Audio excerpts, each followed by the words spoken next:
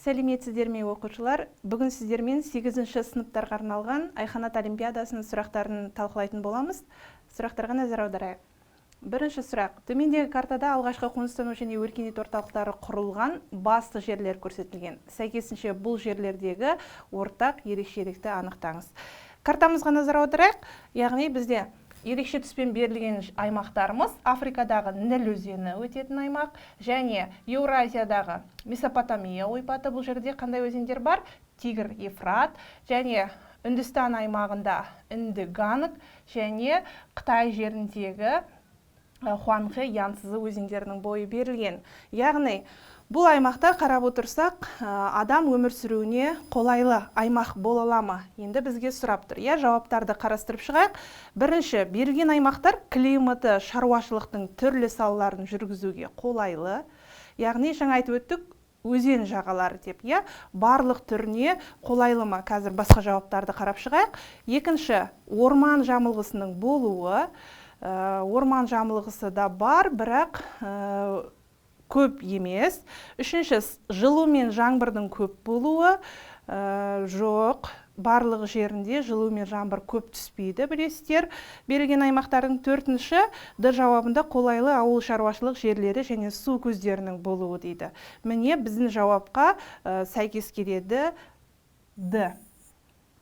Яғни білесіздер, су бар жерде адамның өмір сүруіне қолайлы жағдайлар бар. Яғни климат ерекшеліктері жұмсақ, су жеткілікті, ауыл шаруашылығын, яғни егін шаруашылығы соның ішінде дамытуға өте қолайлы аймақ болып келеді. Сондықтан да ежелгі өркениет орталықтарының көбісі қайда таралып бастаған? Осындай өзен жағаларында. Адамдардың қоныстануы да көп қоныстануы соның ішінде өзен жағаларынан бастау алып, сол жерлерде үлкен өркениет орталықтары қалыптасқан. Мысалы айтып өтетін болсақ, мынау Ніл өзенінің бойында, яғни керемет Мысыр мәдениеті дамыды. Ал мына жерде Қосөзен яғни Қосөзен орналасқан Тигр, Ефрат өзендерінің бойында Месопотамия өркениеті. Мына жерде ежелгі Үндістан мәдениеті, ал мынау Хуанхэ, Янцзы өзендерінің аймағында бізде ұлы Қытай мәдениеті дамыған болатын. Демек, біздің айтып отырған сұрағымыздың жауабы қолайлы ауыл шаруашылық жерлері және су көздерінің болуы адам өмір сүруіне қолайлы фактор болып табылады екен. Келесі сұраққа өттік. Қазақстандағы қар және мұздық сулармен қоректенетін өзендер дейді. Енді бізге 8 өзен берілген. Жалпы біздің Қазақстан өзендерінің қоректену типі 3-ке бөлінеді. Қандай? Қар суы, жаңбыр және қар мұздық деп, яғни аралас қоректену типіне бөлінеді.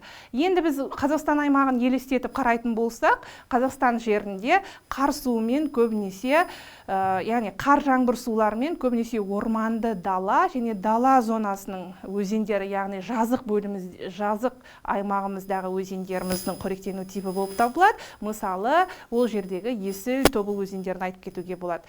Ал екінші типіміз, яғни демек, Есіл бар, ол уже неге кетті? Қар және жаңбыр қоректену типіне. Ал қар суымен қоректенетін өзендер негізінен бізде шөл және шөлейт зоналарында орналасқан. Неге? Өйткені ол жақта жаңбыр көп түспейді, сондықтан көбінесе қыста жауған қармен қоректенеді өзендер, сонымен қатар жерасты суларымен. Енді ол жазық аймақтарымыздың өзендеріне мысал келтіретін болсақ, бізде Жайық өзенін жатқызуға болады, Нұра, Торғай, Жем өзендері бізде негізінен қар суымен қоректенетін өзендерге жатады. Ал енді үшінші типтегі өзен бізде қар және мұздықтармен қоректенетін өзендер. Әрине, ол уже мұздық дегеннен кейін түсінікті биік таулы өзендер, яғни таудан бастау алатын өзендер. Мысалы, Алтайдан Ертіс, сонымен қатар Жоңғар Алатауының өзендерін айтуға болады, Лепсі сияқты, және Іле, Тянь-Шаньнан бастау алатын ірі өзендерімізді атай аламыз. Олар, яғни білесіздер, таудың басында мұздық және қар жатады, солармен қоректенеді. Демек, біздің сұрағымыз қар және мұздық суымен қоректенетін өзендер дейді. Қарайық, бізде Іле бар екен, жаңа атап өткен, сонымен қатар Сырдария. Бұл өзендердің ерекшелігіне атап өтейін, яғни қар және мұздық суларымен қоректенетін өзендердің көбінесе суының молығатын кезеңі көктемнің аяғы және жаздың басы болып келеді екен. Енді бізде 1 және 5 жауабы көрсетілген, әрине А, дұрыс жауап. Келесі сұрақ. Өнеркәсіп өндірісінің топтарына жататын салалар дұрыс көрсетілген нұсқаны табыңыз. Яғни, жалпы өнеркәсіп өндірісі бізде 2 топқа бөлінеді. А тобы, яғни А тобы дегеніміз өндіріс құрал жабдықтарын өндіретін топ. Оған көбінесе ауыр өнеркәсіп салалар жатады. Мысалға, машина жасау, химия өнеркәсібі, құрылыс деген сияқты әртүрлі, яғни өндіріс құрал жабдықтарын шығаратын өнеркәсіп салалар жатады. Ал екінші топқа, Б тобына, бізде көбінесе халық тұтынатын, яғни жеңіл және тамақ өнеркәсібінің салалар жатады екен. Енді біз суретке қарай отырып, сол салаларды табайық. Не дейді сұрақ? Топтарға дұрыс бөлінген. Демек, бірінші металлургия ол А тобына жатады. А тобын тауып алайық бірінші. А тобы 1 машина жасау саласы жатады және химия өнеркәсібі. А тобын таптық, демек қалған топтардың барлығы тігін, тоқыма, нан пісіру, сүт өнімдері бізде ол, яғни халық тұтынатын жеңіл және тамақ өнеркәсібінің салалары. Сондықтан олардың барлығы бізде Б тобына жатады. Енді дұрыс жауапты көрейік. А тобына 1, 2, 7 болса, уже түсінікті. Дұрыс жауап 1-ден басталатын В ғана жауабы, қалған жауапты қараудың қажеті жоқ. Келесі. Жел соққан аймақтың климатына әсер ететіні белгілі. Білеміз, жел, жалпы жел дегеніміз ауаның горизонталь бағытта орын алмасуы, ол тікелей қысым жүрісіне байланысты. Ол өзінің қысым жүрісіне байланысты жел соққан аймақтың климатына тікелей әсерін тигізеді. Енді осы желіміз дейді суретте белгілі бір аймақтағы фион желдерінің соғу бағыты көрсетілген. Осы желдердің қайсысы көбірек құрғақшылық алып келетінін табайық. Енді әуелі фион желі дегеніміз не? Соған тоқталайық. Фион желдері негізінен таулы аймақта соғады. Таудың бір жағында қысым төмен, бір жағында жоғары болған кезде бізде құрғақ жел фиондар соғады. Демек, енді фионды бізде нақты сұрап тұр ғой. Сондықтан енді суретке қарайтын болсақ, бізде суретте горизонтальдар берілген, әр 100 метр сайын жүргізілген. Енді тауды тауып алайық. Біздің биікшігіміз қайда? Теңіз деңгейі 100, 200, 400, 500, әрине міне тауымыз. Таудың шыңы, мынау 700 метр биіктік төбенің шыңы. Енді бізде қайсы құрғақ жел алып келеді? Бірінші аймақ қарай отырайық. Бірінші желіміз соғып жатыр. Жоқ, қараңыз, горизонталі 200. Бұл жер таулы аймақ емес. Екінші аймағымыз қайда? Екінші аймақ міне таудың шыңынан, яғни таудан соғып жатыр. Міне уже ойланатын жауап. Көрдіңіз ба? Қалғандарын көрейік, сосын қайта ораламыз екіге. Үшінші желімізге қарайық. Үшінші жел горизонтальдары жоқ, міне аралық, яғни бұл жерден таудың шыңын көре алмаймыз. Төртінші аймаққа қарасақ, бұл жердің де горизонталына қарай отырып, бұл жерден жазық жерді көруге болады. Бесінші аймақ тоже жазық аймақ. Демек бізде қалды екінші аймағымыз. Тау тұр, яғни біз жаңа айттық, фион желдері таулы аймақта соғады. Бір жағында қысым төмен, бір жағында жоғары болған кезде. Демек бізде дұрыс жауап тек қана 2 болады. Теңізге қарай соғып жатыр, таудан бағыты көрсетіліп тұр. Енді тек 2 деген жауап бізде Б екен, дұрыс жауап. Бесінші сұрақ. Суреттегі жердің ішкі қабаттарына қатысты дұрыс емес тұжырымды анықтаңыз. Ол үшін әуелі суретке назар аударайық. Суретте жердің ішкі қабаттары көрсетілген. Бірінші қабат жер қыртысы, яғни жер қыртысының 2 түрі бар бізде. Материктік және мұхиттық. Қалыңдықтарына келетін болсақ, мұхиттық жер қыртысы 5-10 ғана километрді құрайды, бірақ өте тығыз тау жыныстарынан құралған, сондықтан ауыр болып келеді. Ал материктік жер қыртыстары, олар қалыңдықтары 2-ке бөлінеді. Яғни таулар астында қалыңырақ болып келеді, 70 километр, және жазық астында 35-40 километрді құрайды. Екінші қабатымыз мантия қабаты, оның қалыңдығы 2900 километр. ядро, үшінші қабатымыз жердің орталық өзегі деп аталады. Оның радиусы 3500-ді құрайды. Енді суреттің жанына назар аударсақ, тереңдік берілген 70 километр, ол бізде тауды көріп тұрсыздар, яғни материктік жер қыртысының қалыңдығы деген сөз. Екінші қабатымыз ол мантия, жаңа айтып өттік, 2900 километр қалыңдықты құрайтын мантия. Мына жерде жалпы жер қыртысынан бастап есептеп тұрғандықтан 2900 километрді құрап жатыр. Үшінші қабатымыз ядро. Ядроның қалыңдығын яғни екіге бөлінеді, сыртқы, ішкі ядро. Ол үшін бірінші ядроның радиусын ескереміз. 3500 ядроның радиусы білесіздер, 3500 километр. Ішкі ядроның да радиусы белгілі бізге 1289 километр. Енді осы екі радиусты ескере отырып, сыртқы ядроның қалыңдығын табуға болады. Бір-бірінен алып тастайтын болсақ, онда примерно 2200 деп алуға болады, жуықтап километрді құрайды. Енді бізде тереңдік берілген, мынау 5170 километр қайдан шығып жатыр. 2970-ке қосамыз, сыртқы ядроның қалыңдығы 2200 километр, сол кезде 5170 километр шығады. Ал жердің ең орталық өзегі, жердің орташа радиусын білесіздер, ол 6371 километр. Енді жауаптарға назар аударып көрейік. Мантия жер қыртысы мен сыртқы ядроның арасында орналасқан дейді. Жауап дұрыс, жер қыртысы және ядроның арасында.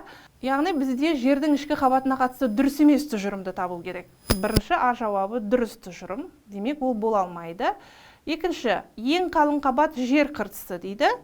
Жер қыртысы бола ала ма? Жоқ, бола алмайды. Жаңа айттық, біз тереңдік бойынша қабаттардың қалыңдығын ескеріп шықтық. Сол кезде қарап отырсақ, ең жұқа әрине ол бізде жер қыртысы. Демек, дұрыс емес тұжырым бізде В жауап болып тұр.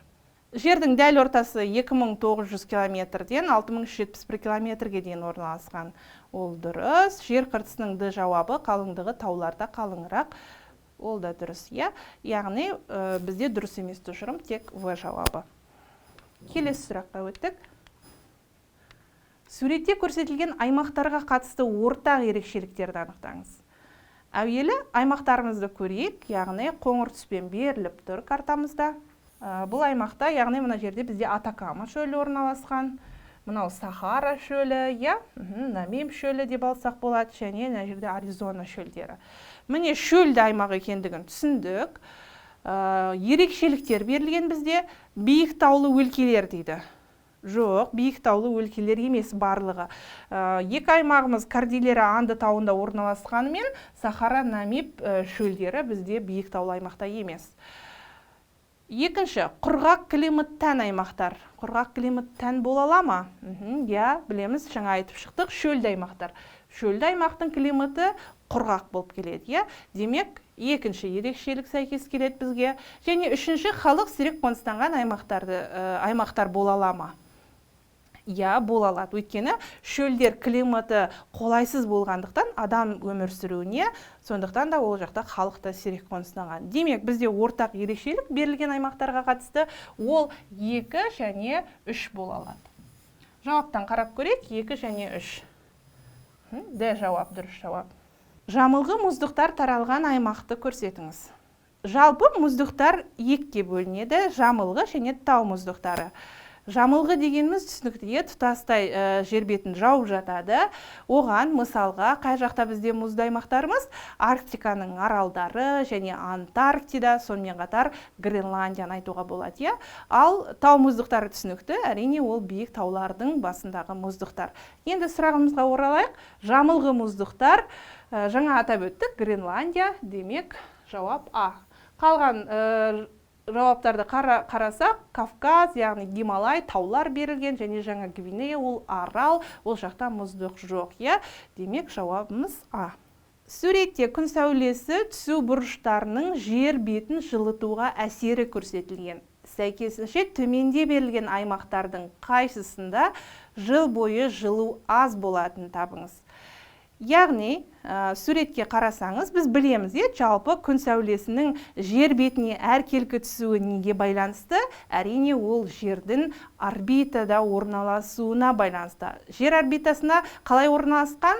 66,5 градуста орналасқан. Сондықтан да жер бетіне күн сәулесі шашырап әркелкі түседі. Егер де ол орбитасына 90 градуспен орналасқан болса, онда жер бетіне күн сәулесі әркелкі түспей, тек қана солтүстігімізде әрқашанда жаз және оңтүстігімізде әрқашанда қыс болып жатқан болар еді. Ал біздің жеріміз өзінің орбитасында 66,5 қиғаш көлбеу орналасқандықтан жер бетіне күн сәулесі әркелкі таралады. Егер де күн сәулесі тік түсетін болса, онда ол жерді өте көп жылытады деген сөз. Біз білеміз күн сәулесінің түсу бұрыштарын. Ең көп қайда түседі? Ең ыстық аймақтарымызды елестете отырайық, яғни экватор. Экваторға тік түседі. Сондықтан да экватор маңындағы аймақтар жыл бойына өте ыстық болып келеді. Екінші бізде белдеуіміз ол тропиктік белдеу. Ол жерде де күн көбірек түседі, бірақ экватордан азырақ, яғни ол жерде көлбеу түседі. Ал келесі белдеуіміз қоңыржай белдеу. Қоңыржайда өте көлбеу түседі. Ал полюс аймағымызда бізде жанама түседі екен. Жанама дегеніміз тек қана бір қиғаш бөліктен ғана түседі. Сондықтан да полюс аймағымыз өте салқын болып келеді. Енді оны суретте де әдемі көрсетіп қойған, қараңыздар. Демек, тік түсіп жатса, ол жерде көп жылытады, ал қиғаш, көлбеу, жанама түсіп жатса, онда аз жылытады. Енді аймақтарымызды қарастырайық. Гренландия аралы қайда орналасқан? Әрине, бұл жерде біз ескеруіміз керек. Нысандардың қайда орналасқанын білу өте маңызды. Сол кезде біз жауаптарды логикалық түрде табу алуға мүмкіндігіміз бар. Гренландия, яғни солтүстік аймақта полюске өте жақын орналасқан, сондықтан ол жақта күн өте аз түседі, яғни жанама. Демек, бізде ең аз жылынатын аймақ Гренландия. жауап. Аустралия, ол оңтүстікте, ол жақта көбірек түседі, білесіздер, екі тропик, яғни тропик белдеу және тропик шеңбері кесіп өтеді, сондықтан күн өте көп түседі ол жаққа. Конго ойпаты, ол дәл экватор кесіп өткен аймақ, жаңа айттық, экваторға тік түседі суреттегідей. Солтүстік Африка, яғни ол жақта да көлбеу түседі, сондықтан бізде ең аз салыстырмалы түрде ол Гренландияға түсіп жатыр. Демек, келесіде біз осылай күннің түсу бұрышына қарап, кез келген аймақтың қаншақты салқын немесе жылы болатынын анықтауымызға болады. Тәулік ішінде күннің суреттегідей әртүрлі бұрышқа орын ауыстыруының себебін анықтаңыз дейді.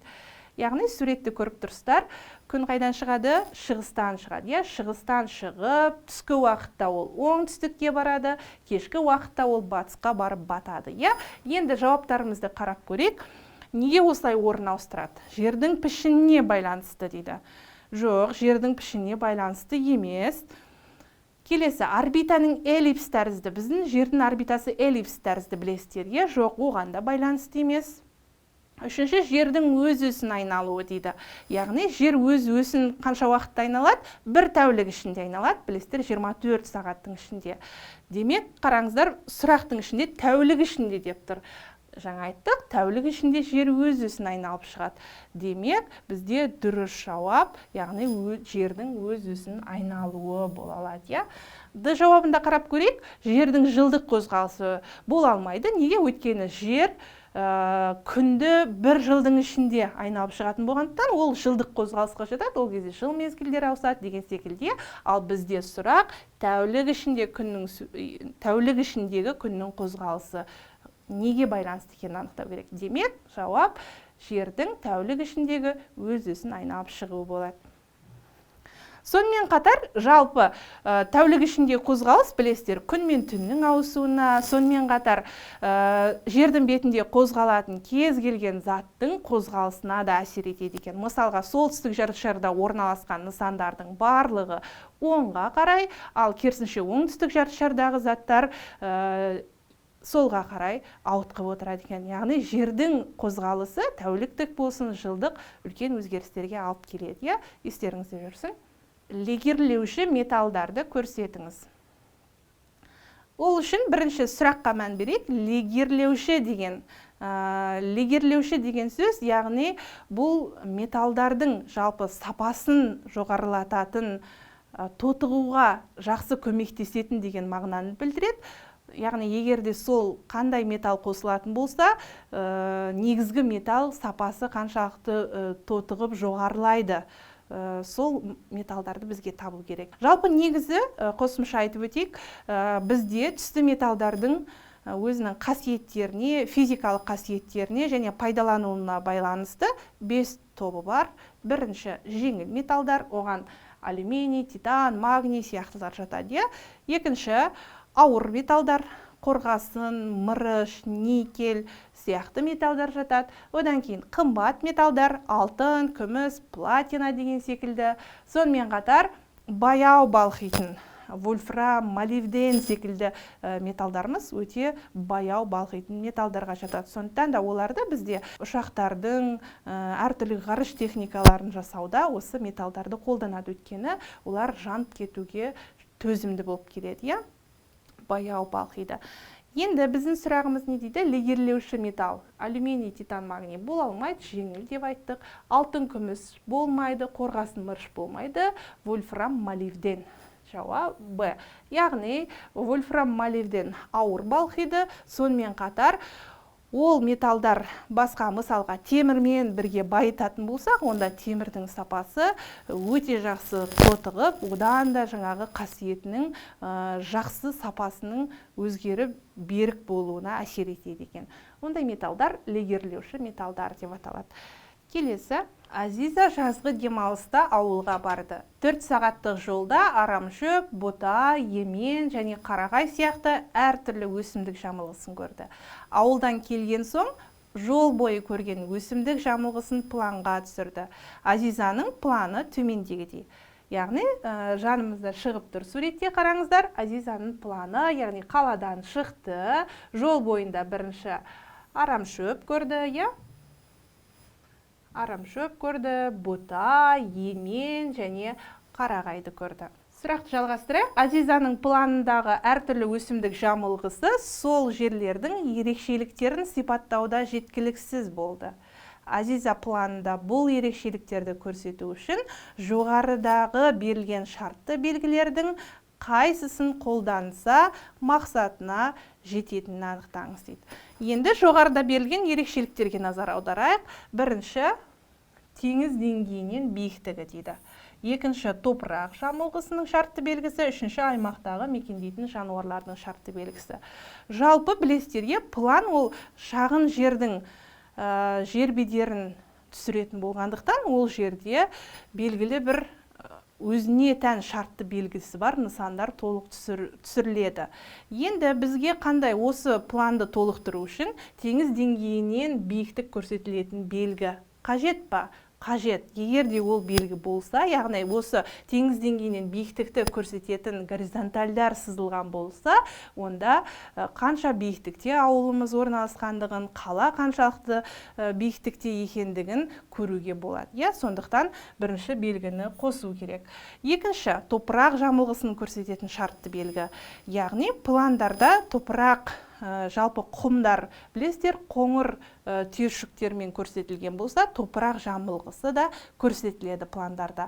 Топырақ жамылғысына қарап, ол жердің өсімдік дүниесін толық көруге болады. Демек, топырақ жамылғысы да бізге қажетті шартты белгі. Үшінші, аймақта мекендейтін жануарлардың шартты белгісі.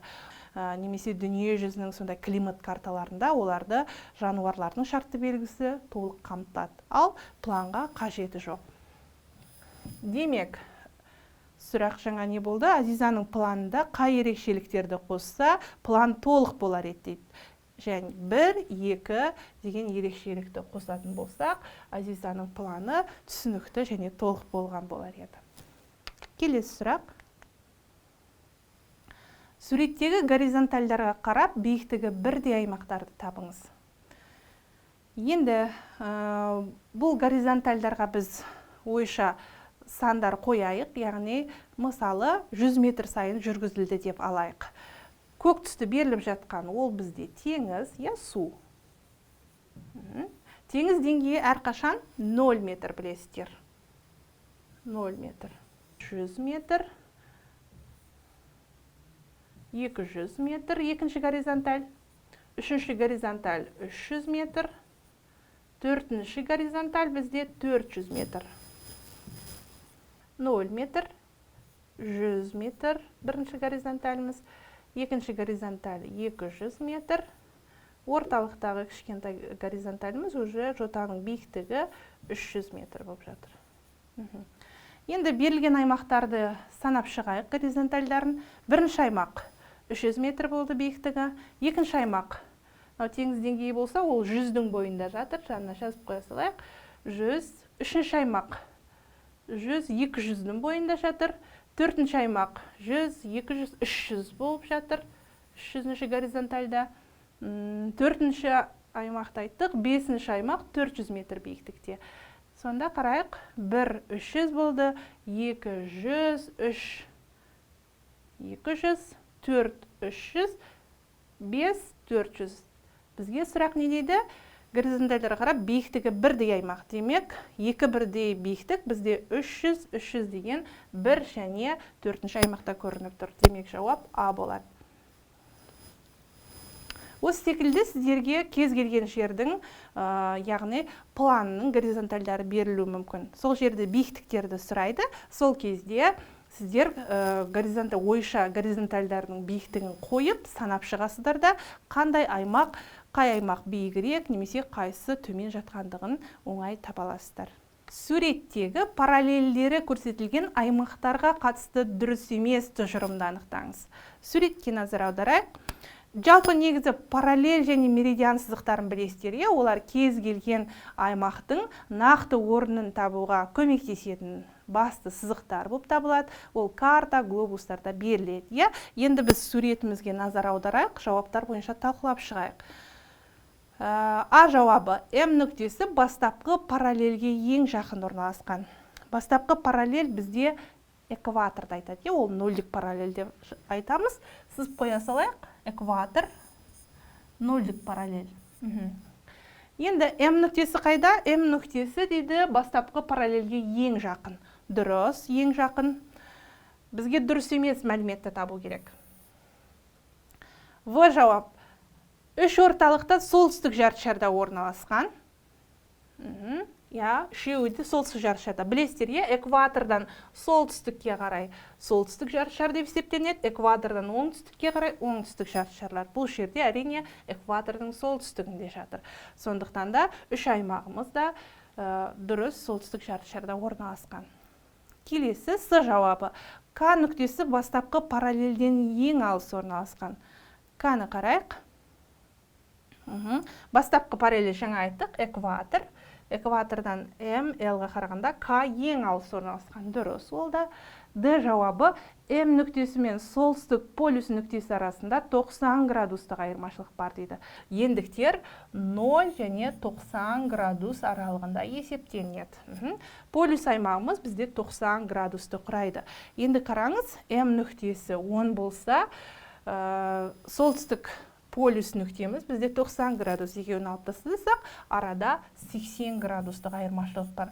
Ал жауап не дейді? М нүктесі мен солтүстік полюс арасында 90 градустық айырмашылық бар дейді. Мәлімет қате. Дұрыс емес тұжырымды көрсетеді. Әрине осы Д жауабы болады. Төменде атмосфералық жауын шашынға қатысты белгілер берілген. Бірінші, суықтықта және тұман түскенде пайда болатын құбылыс. 2. Таулы ормандарда көбірек кездеседі. 3. Су буы қатты күйге айналады. Аталған сипаттамалар суреттегі қандай ауа райы құбылысына тән дейді. Енді суретімізге назар аударайық. Бірінші тұрған суретте таныс сіздерге шөптердің, ұзын сымдардың бойына қататын мұз кристалды не қылау деп аталады бұл құбылыс. Келесі түсінікті ол жазды күндерінде шөптің бетінде пайда болатын жауын шашынның түрі шық, таңғы уақытта. Қар үшіншісі, қысқы уақытта жауады білесіздер. Және мынау бұршақ.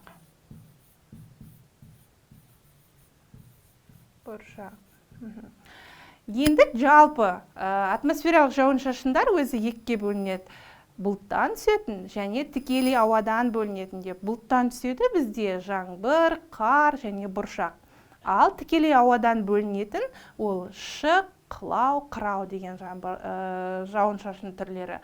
Енді қарайық, суықта және тұман түскенде пайда болады. Таулы ормандарда кездеседі және су буы қатты күйге айналу керек. Енді көріп тұрсыздар, мына жерде шық қатты емес, бұршақ қатты, қар қатты, бірақ олар мысалға жаңа айтып өттік, қар мен бұршақ ол бұлттан түсетін жауын-шашындар. Ал бізде бұл тікелей ауадан бөлінетін жауын-шашынды айтып жатыр. Ауадан бөлінетін екі-ақ жауын-шашын берілген, шық және қылау. Яғни шық сұйық, сондықтан автоматты түрде қылау болады дұрыс жауап. Сұрақ: бос орындарға сәйкес келетін метаморфтық жыныстарды қойыңыз. Жалпы тау жыныстары үш топқа бөлінеді. Бірінші шөгінді, екінші магмалық және метаморфтық. Шөгінді дегеніміз ол жердің беткі қыртысында, беткі қабаттарын толтырып жатқан. Магмалық тау жыныстары жердің ішкі қабатындағы, терең қойнаудағы тау жыныстары. Магмалық тау жынысы өзі екіге бөлінеді: интрузивті және эффузивті деп.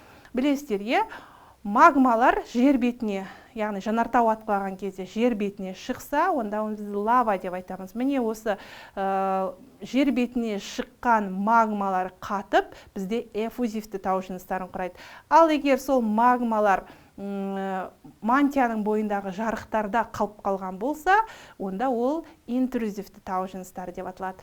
Үшінші тау жынысының түрі бізде метаморфты деп аталады. Метаморфты ол тікелей осы шөгінді мен магмалық тау жынысының жердің ішкі терең қабаттарында жоғарғы қысым температураға байланысты, яғни мүлдем қасиетін өзгеріп жаңа тау жыныстарының түрі пайда болады. Бұл метаморфтық деп аталады. Гранит пен құмтастың қалай метаморфты тау жынысқа айналатынын табу үшін жауаптарға назар аударайық. Бірінші, мәрмәр қиыршықтас дейді.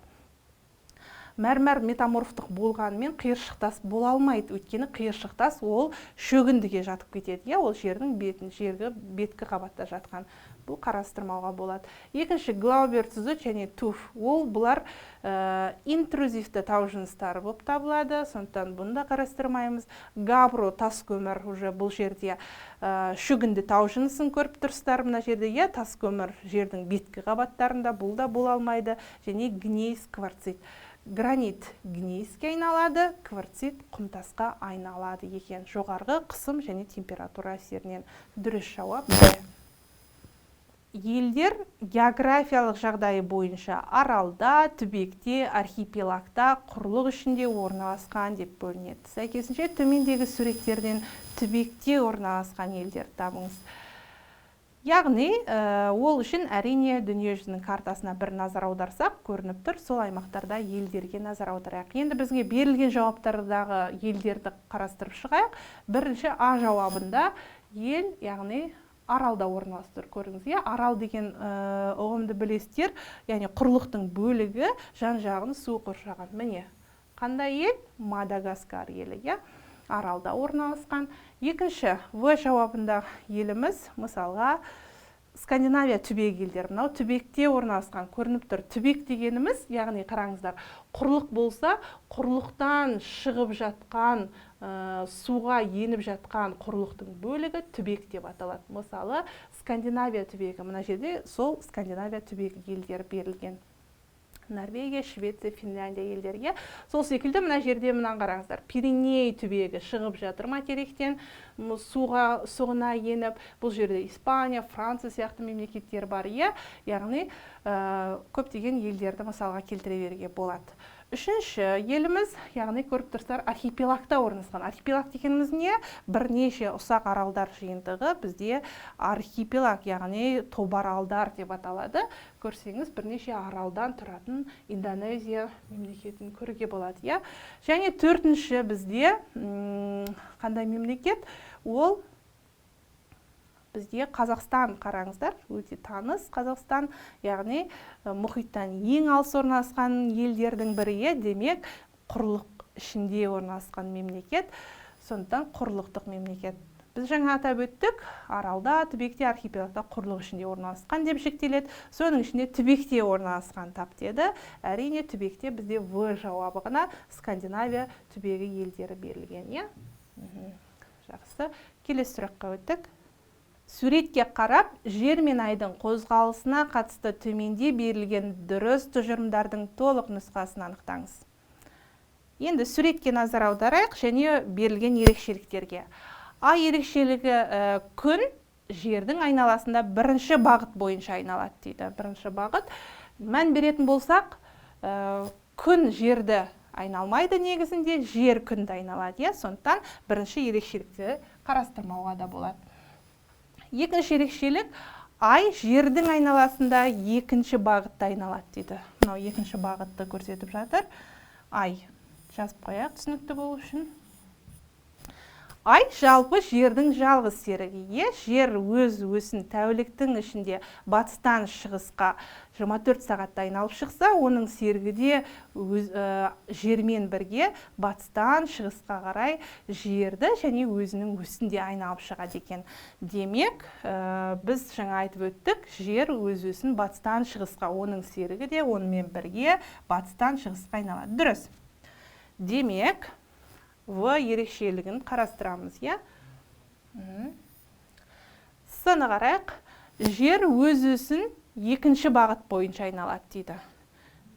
Жаңа айттық, жер батыстан шығысқа қарай айналады. Бізде бір керісінше жүріп жатыр, шығыстан батысқа айналып бара жатыр, екі батыстан шығысқа қарай. Дәл ай секілді, яғни бірінші жаңа айттық, жер өз өсін батыстан шығысқа, оның серігі де айналады. Демек, ай да жерде батыстан шығысқа айналады. С да бола алады. Демек, енді осы екі В мен С берілген жауапты табайық. Әрине, С жауап дұрыс. Сұрақ, зоналық заңдылық зоналық емес, яғни азоналылық меридиан сипатталатын Солтүстік Америкадағы табиғи нысан дейді. Жалпы зоналық заңдылығы географиялық қабықтың маңызды 4 заңдылығының бірі. Зоналық заңдылығы дегеніміз табиғат зоналары, яғни климат белдеулерінің ендік бойынша экватордан полюске дейін алмасуы болып табылады. Бұл құбылыс жалпы ендік бойынша таралғанымен, кейбір аймағымыз дүние жүзінде Солтүстік Америкада ол жердің табиғатына, яғни орналасқан жерінің жер бедеріне және климатына байланысты керісінше меридиан бағытта да орналасады екен. Демек, Солтүстік Американың нысанын табу керек. Шығыс Еуропа жазығы бола алмайды, ол Солтүстік Америкада емес. Ұлы жазық Солтүстік Америкада, міне жауап меридиан бағытында. Батыс Сібір жазығы бола алмайды, Солтүстік Америкада емес, Альпі тауы, онда қарастырмауға болады. Дұрыс жауап В. Келесі сұрақ, аспан денелері күннен арақашықтығы бойынша ретімен дұрыс көрсетілген нұсқаны табыңыз.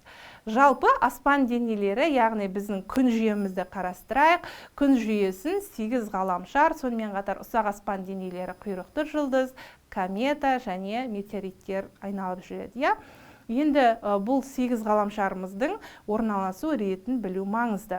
Ең оңай жолы біз білеміз, жер ғаламшар, яғни жалғыз тіршілік бар ғаламшар, ол жерден 3-ші орналасқан. Енді берілген жауаптарға қарай отырып, 3-ші орналасқан жер, 3-ші орналасқан жауап бар ма?